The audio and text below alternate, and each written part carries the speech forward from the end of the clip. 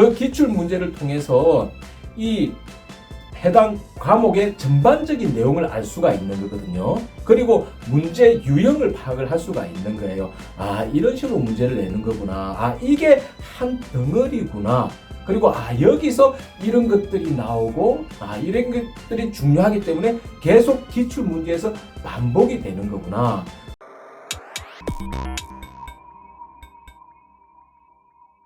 여러분 안녕하십니까? 박문택 변호사입니다. 오늘은 기출문제 사용법에 대해서 말씀을 드리려고 합니다. 작가들이 어떤 말을 하냐면 소설을 쓰고 시를 쓰고 그렇게 하는데 더 이상 새로운 게 없다고 합니다. 더 이상 뭔가 새롭고 쌈박한 그런 소재를 가지고 이야기를 하고 싶은데 아무리 생각하고 아무리 찾아봐도 새로운 게 없답니다. 실제 지금 나오는 새로운 책은 있죠. 신간들이 있죠. 그런 것들은 있어도 이미 우리가 고전으로 알고 있는 그 책들 속에 다 포함이 되어 있다고 해요. 지금 그 뒤에 새로 나오는 것들은 이제 표현이 바뀌는 거죠. 표현이 바뀔 뿐이지 내용은 똑같아요. 인간에 대한 거, 사랑에 대한 거, 가정에 대한 거, 질투에 대한 거, 욕망에 대한 거, 출세에 대한 거, 정치에 대한 거, 이게 이미 고전으로 다 나와 있기 때문에 아무리 똑똑하고 아무리 기발한 천재적인 작가라 하더라도 새로운 것을 이야기를 할 수는 없대요. 기출 문제가 중요한 이유가 그겁니다. 새로운 문제가 나올 수가 없어요. 이상하다. 분명히 기출 문제가 아닌 다른 문제가 나왔는데 그러면 그건 새로운 문제가 아닙니까? 예, 새로운 문제 아니에요. 여러분들은 기출 문제가 있고 예상 문제가 있으면 뭐가 더 중요해요? 무엇을 더 보고 싶어요? 예상 문제를 보고 싶죠. 예상 문제를 풀어가지고 앞으로 나올 시험에 답을 맞힐 수 있는 그걸 바라기 때문에 예상 문제에 관심이 많이 갈 거예요. 그거 풀어야 돼요. 풀고 도움을 받아야 돼요. 중요해요.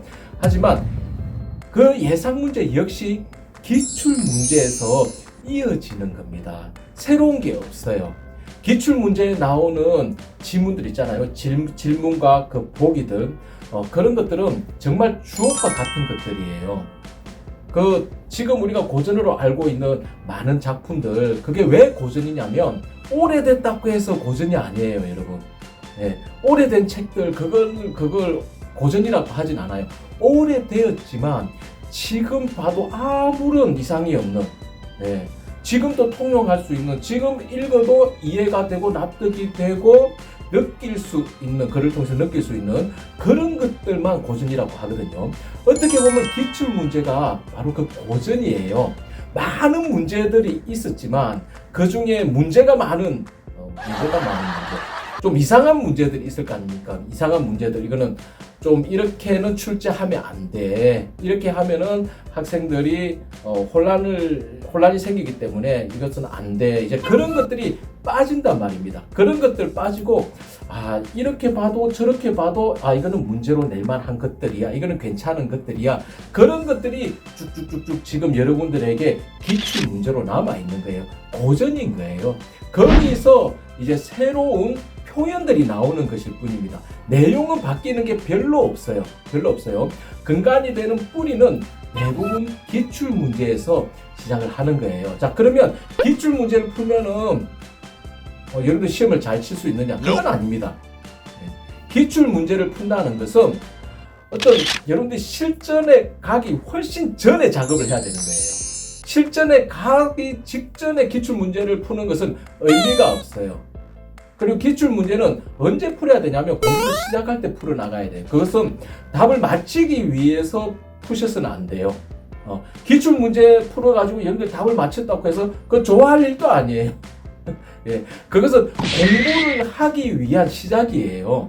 그 기출 문제를 통해서 이 해당 과목의 전반적인 내용을 알 수가 있는 거거든요. 그리고 문제 유형을 파악을 할 수가 있는 거예요. 이런 식으로 문제를 내는 거구나. 이게 한 덩어리구나.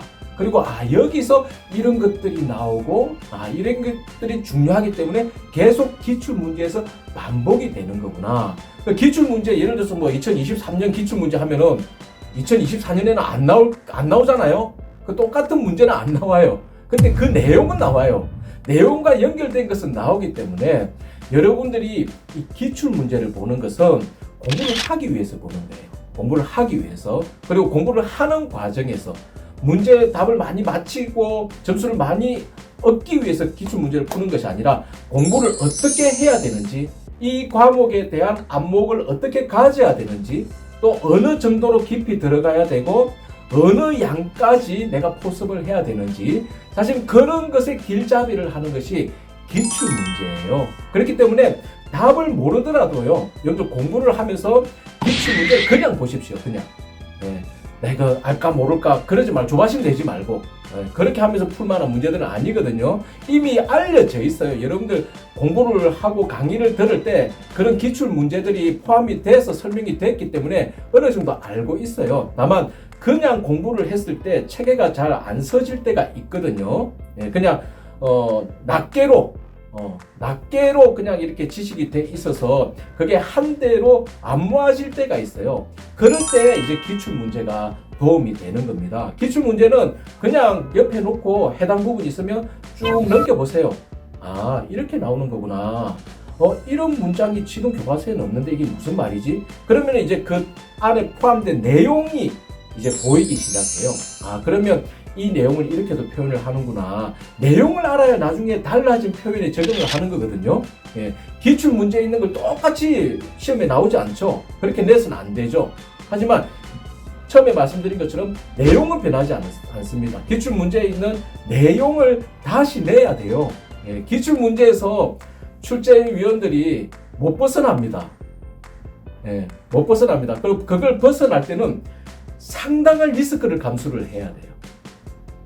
모든 대부분의 수험생들이 맞든 틀리든 이게 문제답다라는 공감을 얻어내야 되거든요. 물론 그렇지 않는 문제들이 한 번씩 나오는데 그럴 때 많은 비난을 받잖아요. 그런 비난을 받는 것을 극도로 꺼리기 때문에 기출문제 안에서 표현을 바꿔서, 물론 이제 새로운 이론이나 새로운 사례들이나 그런 것들은 쌓이겠죠. 그런 것들 새롭게 나오겠죠. 근데 그런 것 양이 전체에서 많이 차지하는 것은 아니기 때문에 이제 기출 문제에 있는 그 내용들을 통해서, 그 지문들을 통해서 문제가 이렇게 나오구나. 이게 이걸 말하는 것이구나. 이것과 이것은 상관이 없는 줄 알았는데 이게 이렇게 연결이 되는 거구나. 그러면서 여러분들이 그 과목 공부를 하는데 빨리 적응을 할 수 있는 겁니다. 기출 문제를 푼다고 시간 보내지 마십시오. 기출 문제는 시간 딱 정해놓고 그렇게 풀지 마십시오. 저는 문제를 풀 때 꼭 시간을 정해놓고 모의고사를 풀든 풀으라고 하는데, 혼자 이렇게 할 때요, 기출 문제는 그렇게 하실 필요 없습니다. 부담 갖지 말고 푼다고 생각하지 말고 그냥 본다고 생각을 하십시오. 쭉 넘기면서 이렇게 나오구나, 이런 거구나, 이런 문제도 나오네. 그러면서 책에 있는 본문과 연결을 하면 여러분들에게 많은 도움이 될 겁니다. 그렇게 기출 문제를 가볍게, 굉장히 중요하지만 무겁고 막 여러분들이 심혈을 기울여서 다룰 필요는 없어요. 그냥 가볍게 다루셔도 여러분들에게 충분히 도움이 될 수 있다고 생각을 합니다. 기출 문제 그렇게 가볍게 활용을 하면 되겠습니다. 감사합니다.